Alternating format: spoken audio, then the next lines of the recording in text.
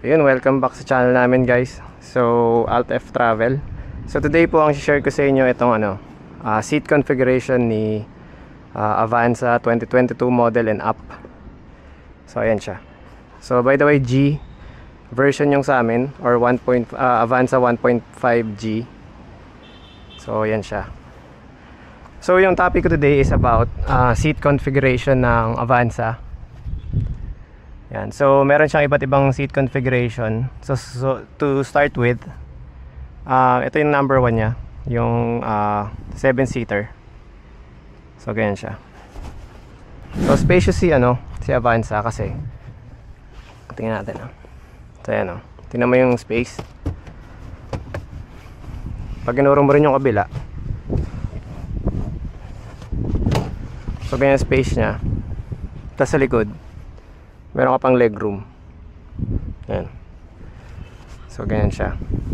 Tapos yung isang favorite setting dito ng karamihan yung sofa mode. Pakita ko sa inyo yung sofa mode. So urong mo rin yung kabila. Ay, sorry, mali.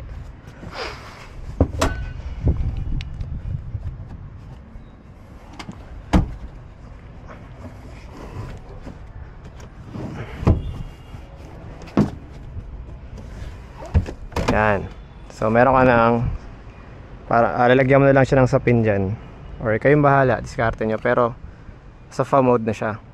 Pwede lagyan ng unan dyan. Tapos para naka-slack lang yung mga passenger mo. So pwede siya pang even sa kids. Yan, favorite nila yung setting na yun.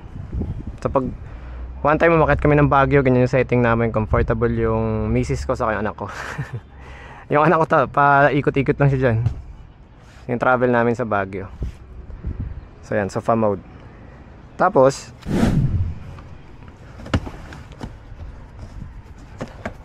so kung yung urong nyo to, yan, sagad nyo.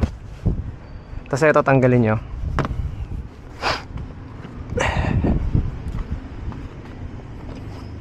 Tatanggalin muna natin to.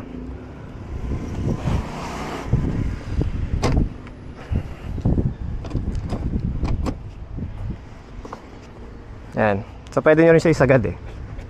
Yan. Forward nyo lang din to.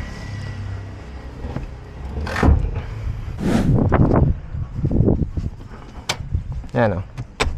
So meron siyang ganyang seat setting. So kung meron kayong kasamang senior citizen, gusto naka-stretch yung paa doon, tapos ito sa upuan, pwede nyo rin iurong pag ganun. O kaya yung misis nyo, kung gusto nyo ng ganyang setting, diba, naka-slant lang yung paa nyo ron. So may ganyan setting. Tapos may seatbelt naman siya eh. So hindi pa rin tatalsik papunta dun yung kasama mo. Pag inurong mo rin kasi to ganyan. Yan So ganyan yung setting nya. So even sa kung meron kang pets like dogs, cats, pwede yung ganyan setting eh. Kasi yung dog mo, for example, pwede siya pumunta ron, di ba? Tapos yung cat mo, pwede rin siyang punta-punta dyan. Pero much as advisable kung yung cat mo, huwag mo mapakawalan sa loob ng car. Kasi pag pumunta yun dun sa baba, dun sa pedals, delikado. So yan yung isa niyang setting.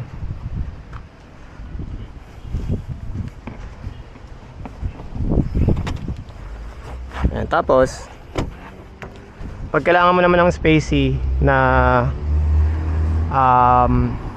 kailangan mo na space, kunyari kailangan mo nilagay yung mga luggages o kaya may ita-transport kang mga gamit, so meron siyang setting na ganito. Baba mo to, so mag-click yan sarado mo lang.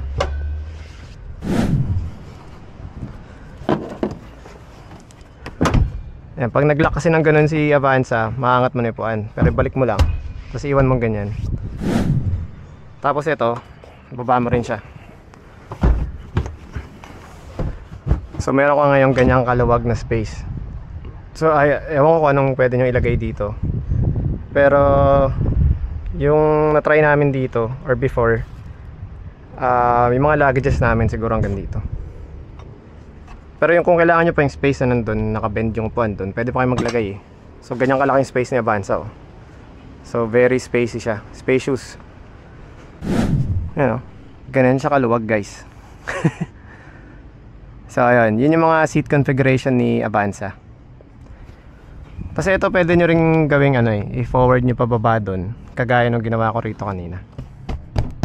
So may ganong setting din. So pag gusto nyo ng comfy, kunyari long ride, papahinga kayo, ganyan sa kalye, ayan, pwede nyo ibaba to, saka to, nakaslant siyang pababang ganon sagad. Tapos ito na yung magiging sandalan nyo. Alright, so kung may natutunan kayo dito sa video na to, pa-like and subscribe na lang.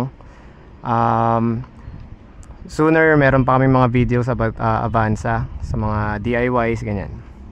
So ayan, thank you guys, hope you like it.